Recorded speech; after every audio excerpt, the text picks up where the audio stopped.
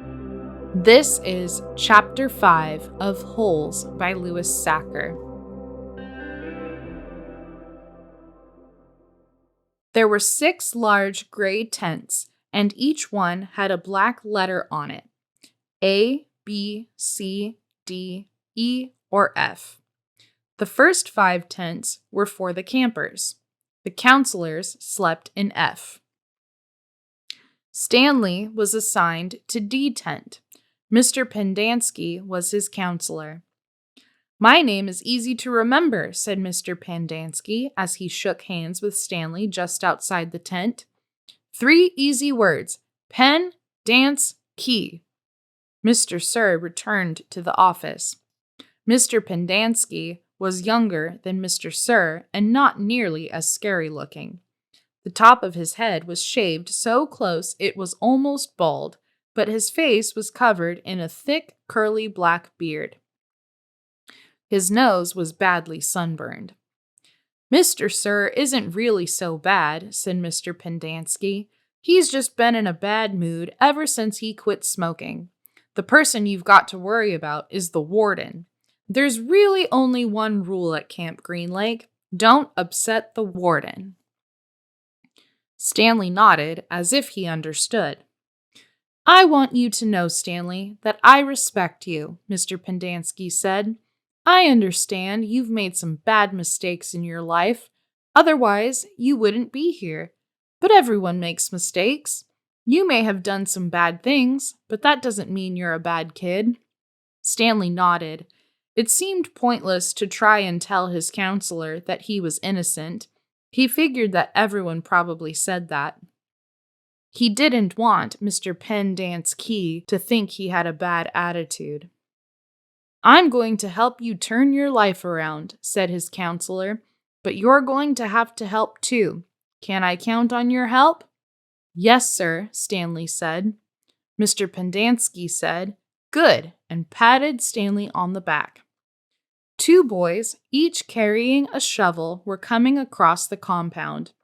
Mr. Pendanski called to them, "Rex, Alan, I want you to come say hello to Stanley. He's the newest member of our team." The boys glanced wearily at Stanley. They were dripping with sweat, and their faces were so dirty that it took Stanley a moment to notice that one kid was white and the other black. "What happened to Barf Bag?" asked the black kid. "Louis is still in the hospital," said Mr. Pendanski. "He won't be returning." He told the boys to come shake Stanley's hand and introduce themselves, like gentlemen. "Hi," the white kid grunted. "That's Alan," said Mr. Pendanski. "My name's not Alan," the boy said. "It's Squid, and that's X-Ray." "Hey," said X-Ray. He smiled and shook Stanley's hand. He wore glasses, but they were so dirty that Stanley wondered how he could see out of them.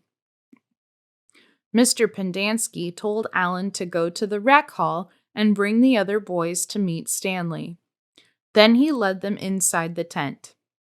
There were 7 cots, each one less than 2 feet from the one next to it. "Which was Louis's cot?" Mr. Pendanski asked. "Barf Bag slept here," said X-Ray, kicking at one of the beds. "All right, Stanley, that'll be yours," said Mr. Pendanski. Stanley looked at the cot and nodded. He wasn't particularly thrilled about sleeping in the same cot that had been used by somebody named Barf Bag. 7 crates were stacked in 2 piles at one side of the tent.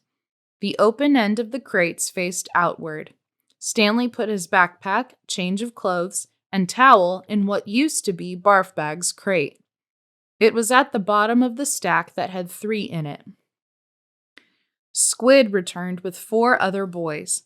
The first 3 were introduced by Mr. Pendanski as Jose, Theodore, and Ricky. They called themselves Magnet, Armpit, and Zigzag. "They all have nicknames," explained Mr. Pendanski. "However, I prefer to use the names their parents gave them, the names that society will recognize them by when they return to become useful and hardworking members of society." It ain't just a nickname, X-Ray told Mr. Pendanski.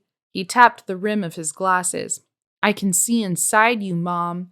You've got a big, fat heart. The last boy either didn't have a real name or else he didn't have a nickname. Both Mr. Pendanski and X-Ray called him Zero. You know why his name's Zero? Asked Mr. Pendanski. Because there's nothing inside his head. He smiled and playfully shook Zero's shoulder. Zero said nothing. And that's Mom, a boy said. Mr. Pendanski smiled at him. If it makes you feel better to call me Mom, Theodore, go ahead and call me Mom. He turned to Stanley.